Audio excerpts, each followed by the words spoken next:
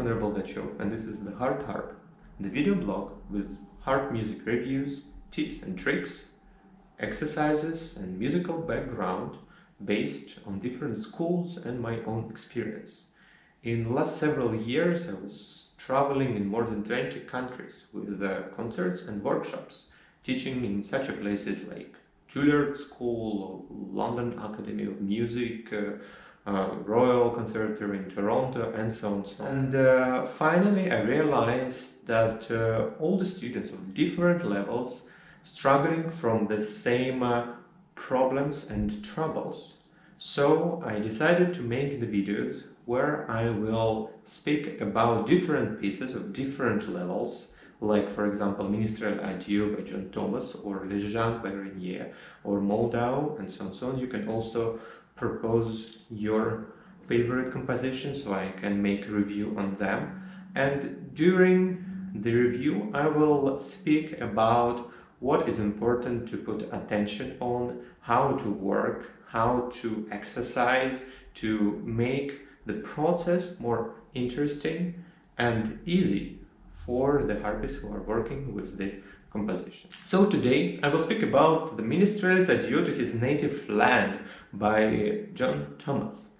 This is one of the most famous compositions, especially for the beginners. And the first tip, because I get a lot of questions how to find the sheet music.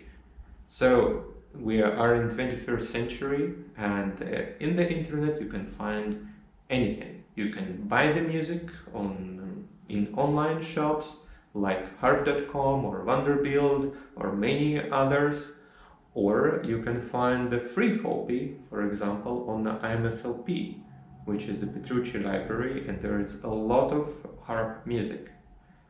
When we start to work on this composition, of course, we need a little bit of background, so we check who is this Mrs. Williams, because there is a dedication, and there is the text with written motto, the small poem by Thomas Moore. Yes, he's Thomas Moore, and this is the part of the bigger poem, so you can find that also in the internet, and it's good to know when you start to work on the composition. Yeah, I always ask the students first to check the tempo, because of course when we are practicing we are not playing in the tempo which is written. Of course we practice slower, but it's good from the beginning to open your metronome, which is very easily accessible on your mobile phone, and just put the tempo.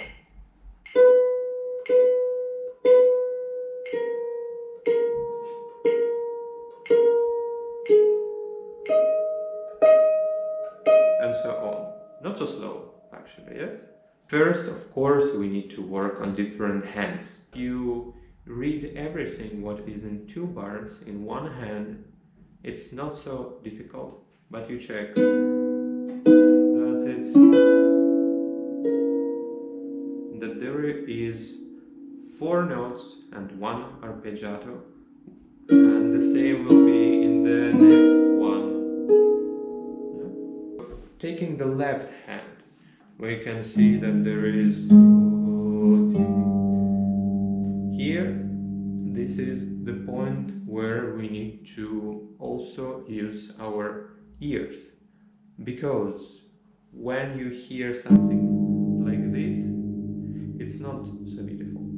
So muffling is one part of playing the harp which you cannot just cut off. You cannot say that, oh well, I'm just starting to play the harp, so I'm not muffling. Well, this is the process of learning, and it's the same to say like, well, I'm just starting to play the flute, I'm not blowing, I'm just pressing.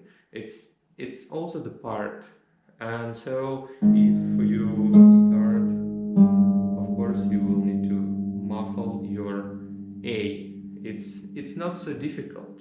It's not so difficult, and also what I hear from students and teachers that okay, there is not enough concentration to make such a thing. Let's speak about something what we do every day and very easily.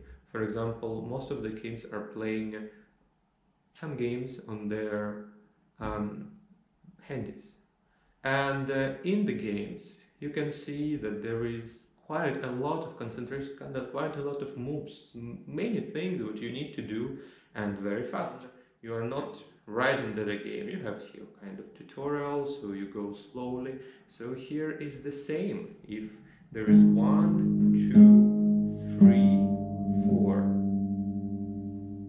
So if you repeat the same move many times, and 3, 4, you learn your left hand with all the mufflings. For example, first 2 bars, and then you put the hands together and you try them together. And slowly. You know, the tempo is defined of the level of your concentration. So it's very easy to check which tempo you need to play, because if you are making mistakes, that means that you don't have enough concentration to play everything what you're playing right now. So there's 2 ways: or you put down the tempo, or you take one hand off. So that's 2 ways. So you reduce your material, you reduce the tempo. So if you're not able to play that, so you do very slowly, you're counting 3, 2. Okay. So here we have one important issue. It's arpeggios. Basically, the word means to play on the harp, because basically that was in the history of harp playing one of the most important and usual way to play the harp, so to do this kind of the things. But in the composition there is certain marks for the arpeggios.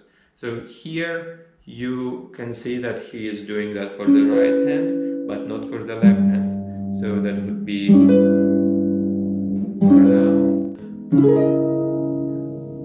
You can ask me, well, maybe composer didn't write it. So okay, we go to the end of the piece, and on the very last page we can see that 3 bars before the end there is the arpeggio on both of them. We are moving through, we can do that, muffling the C on 4.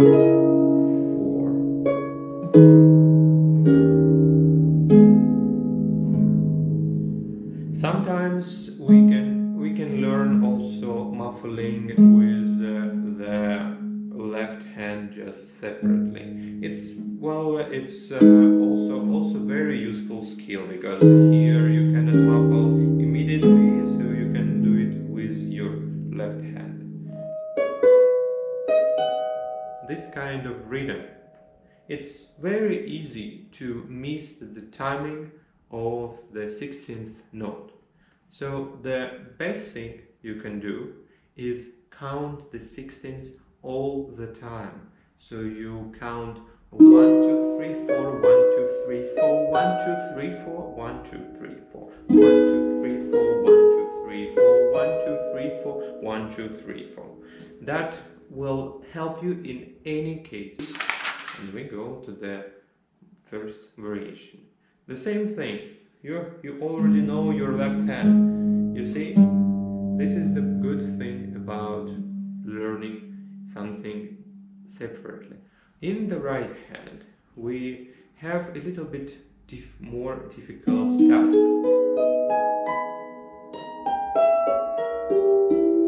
And I never recommend to slide.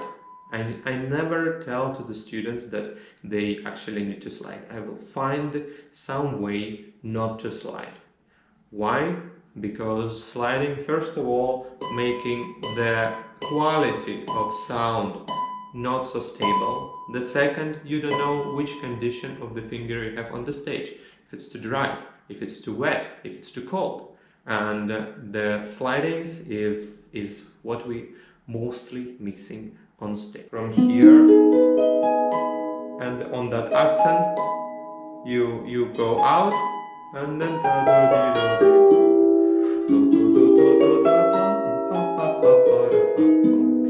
basically on the harp, when you see any rest, the pause, the nothing, it should be silent.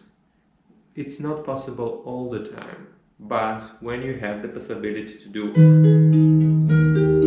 one, you just muffle on one and it's easy. Not actually what I missed in the first, the theme, when you finishing and you always muffle in the beat, so you play that 1, 2. We go to the third variation, and here we have the harmonics. So you would first just try to play every single till the moment you are sure that it's an exact position. When you play the harmonics, the most important thing is that you always play on the same chair, on the same level, so that you got used to play that in the same place. Don't try to go out far. Better work with your finger. That will give you the same amount of sound, but you stay near the strings, so it's easier to come back to the next note.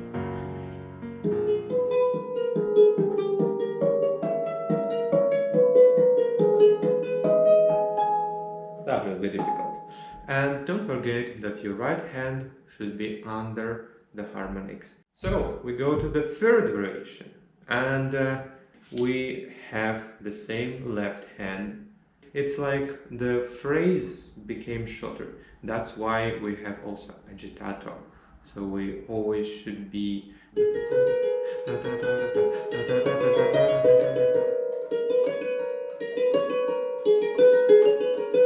like you're excited about something.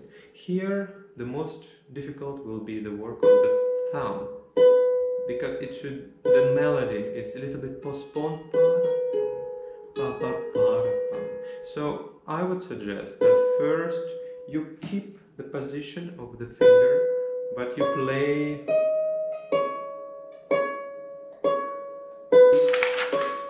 just the thumb, so that will work better. Version 4, Risoluto. Oh, that looks scary. Let's use our superpower, the metronome. It's now, let's see, 1, 2. Oh, not so scary after all. This superpower we can have in every composition. Whatever you play, you check your tempo and suddenly, oh my god, it's easy. To remember from where you go, you just need to learn your jump. So your hand should go always on the same spot. If you searching where you need to come, this is wrong. So put down the tempo. You can play only the fourth finger and just jump from one place to another. You can make it faster. 1, 2, 3, 4.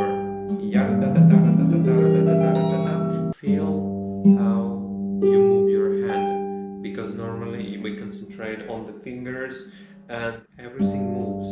So if you just play these two notes and concentrate on what's happening with your body when you're moving the hand from one place to another, that will be very much more easy to remember. It's like in dance or sport, you concentrate on how you move and not where you get. Well, the rest is all about the big jumps, which we can learn separately. and about the arpeggios, which we also can learn one by one. Then it's tempo primo, then we have all the same, but the long arpeggiato.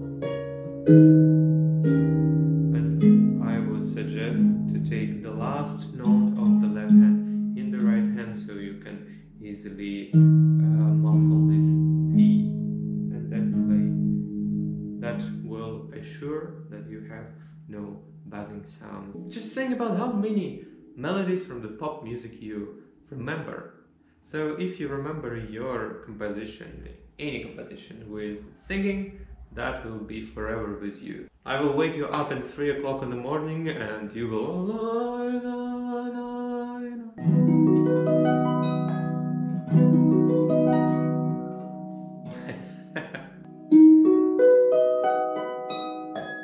Well, that's why we work just with one hand. It's not a punishment.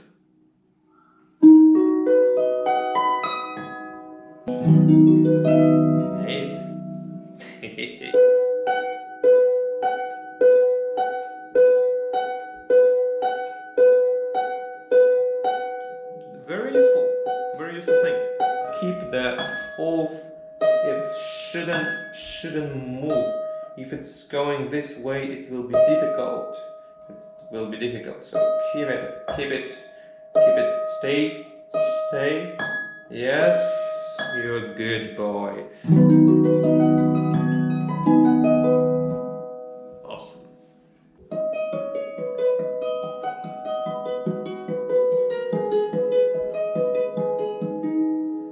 You know what is my mistake now? I have no fingering for my right hand, so I'm playing differently all the time. So that should be also one of your tasks. Put your fingering and stick to that. Because if you always play different fingers, you will not remember nothing. Just whatever. It's like Kung Fu with Jackie Chan in that movie Karate Kid. He pushed him to make the same move again and again with his jacket, and then he turns this move to the battle thing. So the same thing, you just do the same move again and again and you turn it to music. If you fail to keep doing and you always have different fingerings, then no result at all. No Kung Fu, no Jackie Chan. You probably would need to work on your octave. For that, I suggest you to take something like, for example, the pencil, and you just put it between the fourth and first finger. So if it's not fit, just take a smaller pencil. So you push the same way from one to another point. So the same feeling should be when you play your octaves. So you push from both sides, and that's exactly the way. Also, one important thing to check is when you play your hands, that your fingers are working without moving the hand up or down. We have this kind of habit from a very beginning, especially when we start as a little children. We have no power in the hand to actually pull the string. This is just the first 3, 4, 5 months we're playing the harp, but in this very beginning we get the habit to pull the string with all hand, and the same we do when we play with the thumb.